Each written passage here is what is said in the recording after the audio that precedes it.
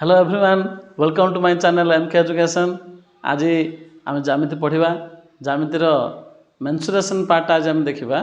परिमितिर जो वृत्त अच्छी आमर 5 रे से अनुशीलन आज आम देखा। तो परिमितर आज आम वृत्त विषय पढ़ा। वृत्तर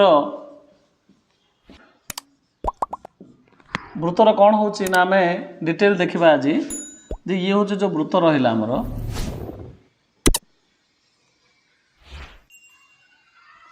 जो वृत्त रहा वृत्तर मध्यबिंदु आम प्रथम वृत्तर विभिन्न पार्ट्स गुड़िक चिन्हिया फास्ट आम कोड़ा कोड़ा वृत्तर विभिन्न पार्ट्स गुड़िक देखा है। तो वृत्तर मध्यबिंदु आम देखा कौन कहते आपको ओ बिंदु बोली कहवा आ केन्द्र बिंदु बोली कहते। ओटा कौन ना केन्द्र बिंदु है। ओटा को आम कौन कहवा केन्द्र बिंदु बोली कहवा। एटी वृत्त उपरिस्थ जेकोसी गोटे बिंदु आम नवा मनकर ए बिंदु नेली मनकर ए बिंदु नेली ओ को ए जो कली ताले ओ एटा कौन ना वृत्तर व्यासार्ध ओ ए वृत्तर व्यासार्ध।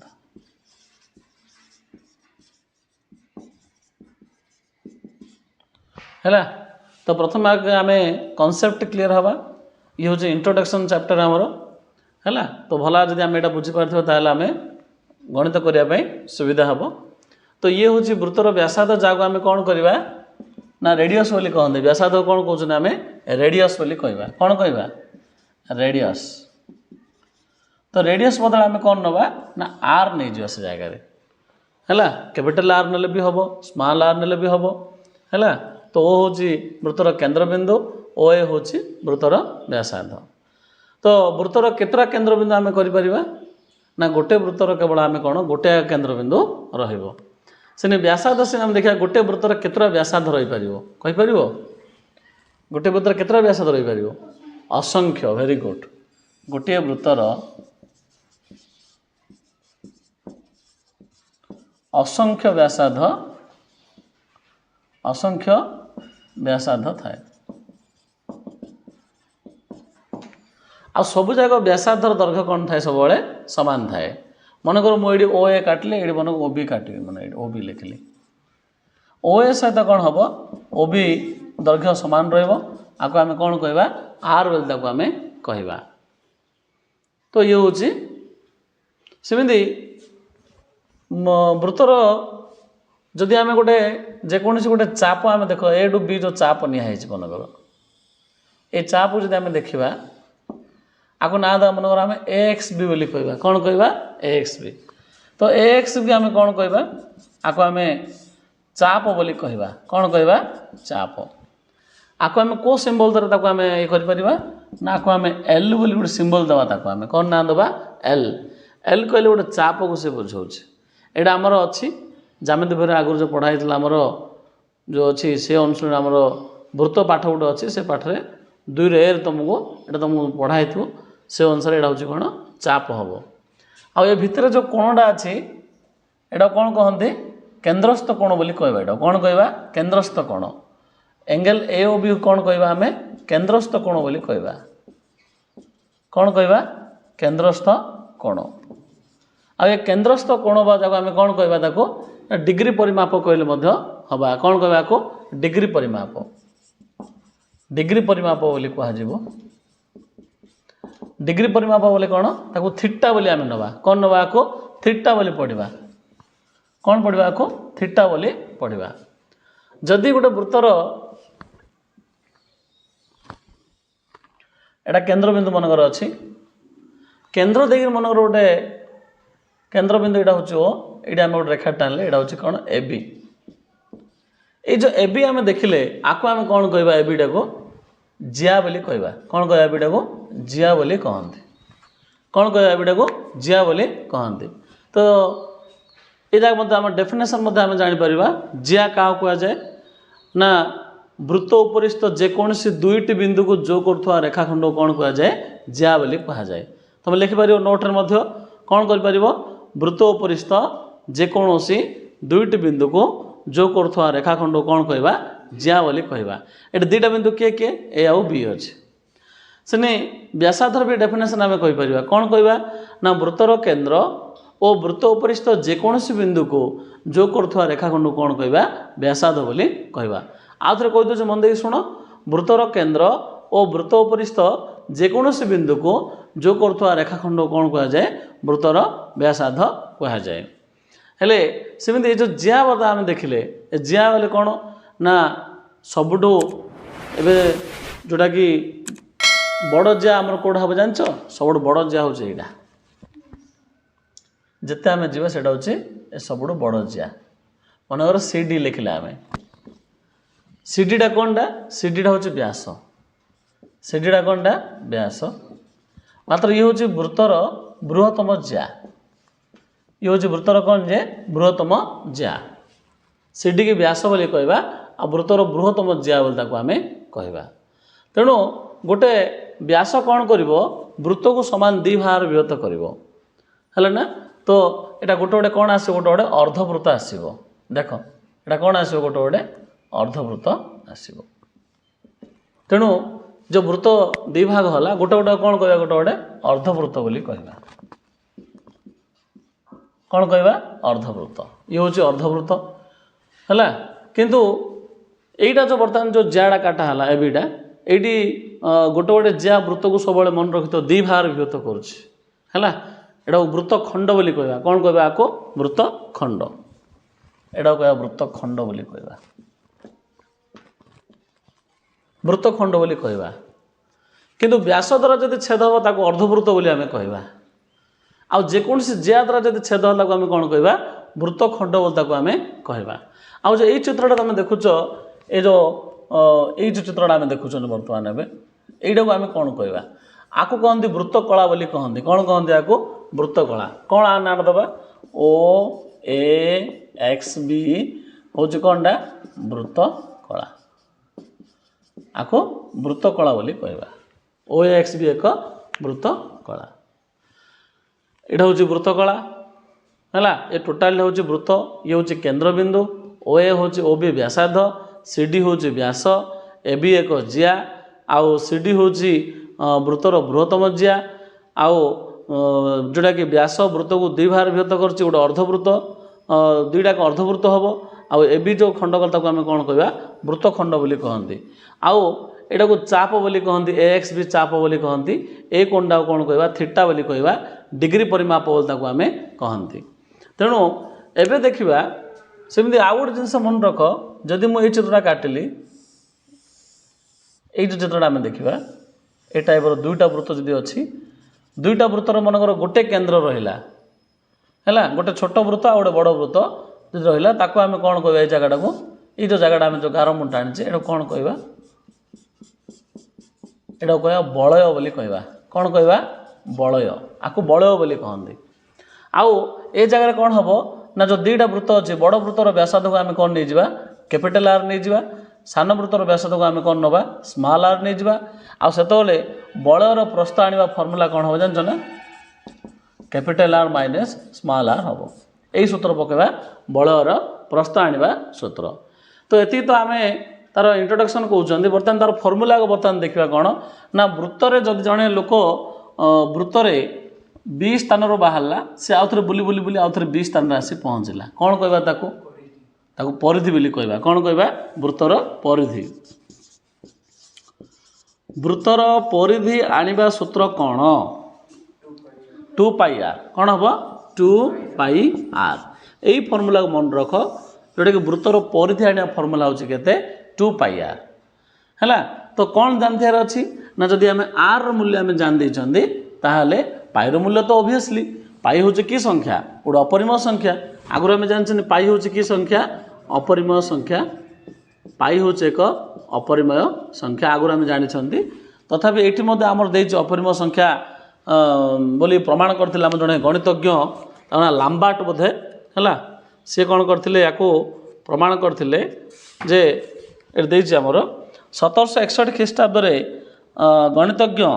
ଜୋହାନ୍ ଲାମ୍ବାର୍ଟ କହିଲି ତୁମକୁ ଲାମ୍ବାର୍ଟ ବୋଲି କହିଲି ତ ସେଇ ଲାମ୍ବାର୍ଟ କହିଲେ କ'ଣ ଯେ ପାଇ ହେଉଛି ଗୋଟେ କି ସଂଖ୍ୟା ଗୋଟେ ଅପରିମେୟ ସଂଖ୍ୟା ବୋଲି କହିଥିଲେ ପାଇ ବୋଲି ଅପରିମେୟ ସଂଖ୍ୟା କିଏ କହିଥିଲେ କ'ଣ ତାଙ୍କ ନାଁ ଜୋହାନ୍ ଲାମ୍ବାର୍ଟ जोहान लाम्बर्ट नामक जड़े गणितज्ञ कौट देशर गणितज्ञ ये ना ये स्विट्जरलैंड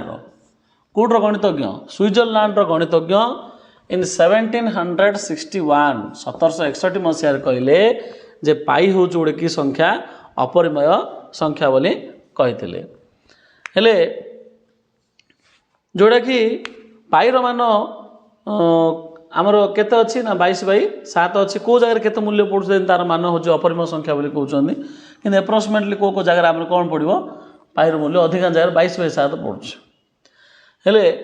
बर्तमान देखिए जो वृत्तर परिधि हूँ 2πr जदि आम 2 आउ r को गोटे करवा 2r को जब गोटे करवा ताहले कौन हम ना व्यास आने फर्मूला कौन ना व्यास d इक्वल कौन 2r व्यास d इक्वल कौन जे 2r एटा आम आगुरी जानते है व्यासार्धर 2 गुण हूँ व्यास व्यासार्धर केते गुण व्यास 2 गुण हूँ व्यास व्यासार्ध मन कर 5 ताहले व्यास केते हम 10 हम तार 2 गुण तो आम कौन कर 2r जगह d पकईदा ताहले वृत्तर परिधि आने आउ गोटे फर्मूला तुम पलि आसो कौन ना पाई d वृत्तर परिधि आउ गोटे फर्मूला आम पलि आसला कौन पाई d कौन आने सूत्र वृत्तर परिधि आने सूत्र हूँ पाई d से चाप एल आने सूत्र कौन एल चाप एल आने सूत्र हूँ है θ/360 डिग्री इंटू 2πr है θ/360 डिग्री इंटू के 2πr थीटाटा कौटा ना ये जो केन्द्रस्थ कोण आम नहीं M angle A O B नहीं सेटा हूँ मुझे लिखिदी ये केन्द्रस्थ कोण लिखा हे ना डिग्री परिमाप लिखा हे ताको आम कौन कहवा थीटा बोली कहवा आउ जड़े चाहिए आउ गोटे फर्मूला ये कौन कटे पार सी 2 को 360 कटेदेव कटेकी सी लिखिपर कौन θ/180 इंटू 2πr न कौन लिख πr भी सी लिखिपर यहीटा गोटे फर्मूला आमर अच्छे है एल आने सूत्र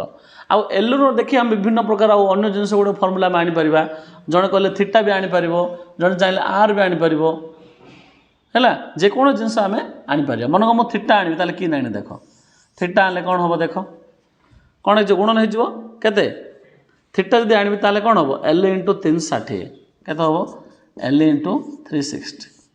ये बाकी जो रहा कौन 2πr रहा ताको एपटे कौन कर तलू बाई करदेव तो थीटा आने फर्मूला पलाइला L into 360 degree by 2πr तो चाप हूँ आमर कौन ना एल देती तो से सूत्र आम आने जानीदे एबे आउ गोटे फर्मूला आम जाना कौन ना अर्धवृत्तर परिसीमा आम केमी आनिबा अर्धवृत्तर परिसीमा सूत्र मुझे तुमको कहीदे जे टोटाल जदि आमर 2πr है टोटाल जदि 2πr अच्छे ताल अधाटा केते हम πr हम अधाटा कौन हम πr हम आईटा अधा अच्छी ये व्यासार्ध ये आर नहीं जावा ये आर नहीं जावा ताल अर्धवृत्तर परिसीमा पड़ाला तुम लिखिद ये अर्धवृत्तर परिसीमा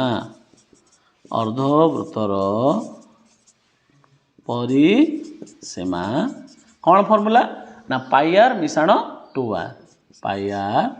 मिशाण 2r यहाँ हूँ फर्मूला अर्धवृत्तर परिसीमा आने फर्मूला हूँ πr प्लस 2r ओके तो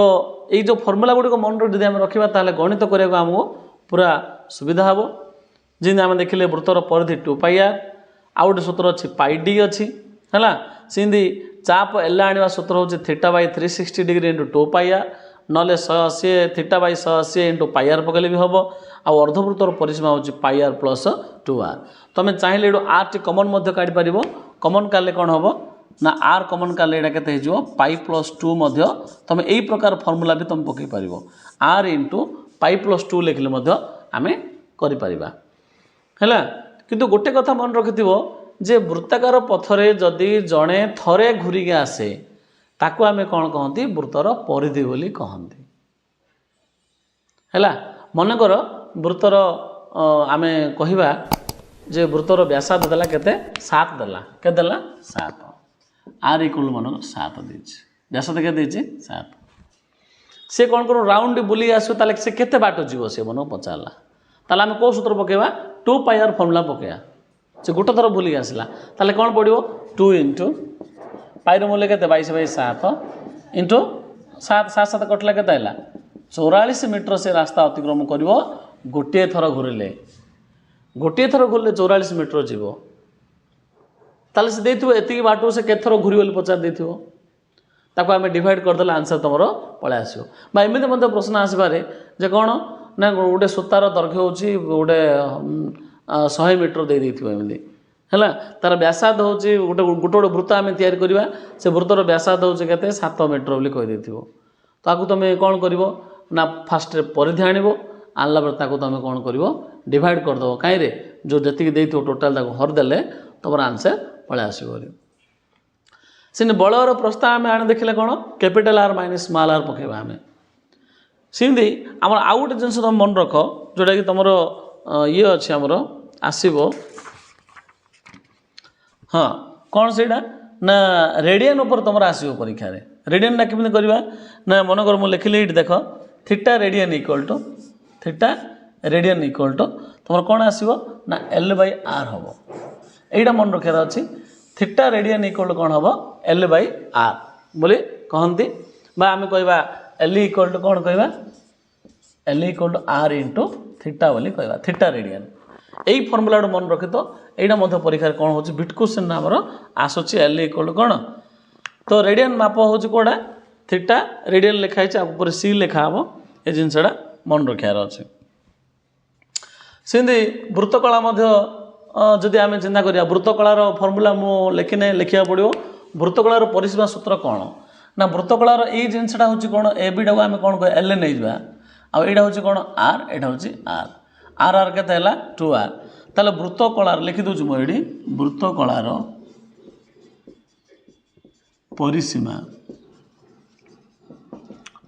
परिसीमा सूत्र हूँ कौन L+2R L+2R यहाँ गोटे मन रख जो जगह मुझे बॉक्स कर देछि से फर्मुला को जब मन रखियो ताला आम गणित करने कौन हम सुविधा हम कौटा यहाँ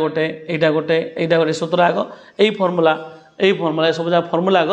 मन रखा आ सब जगह डेफिनेशन आम जाना निहाती आवश्यक वृत्तर व्यासार्ध क्या कहवा वृत्तर व्यास क्या कहवा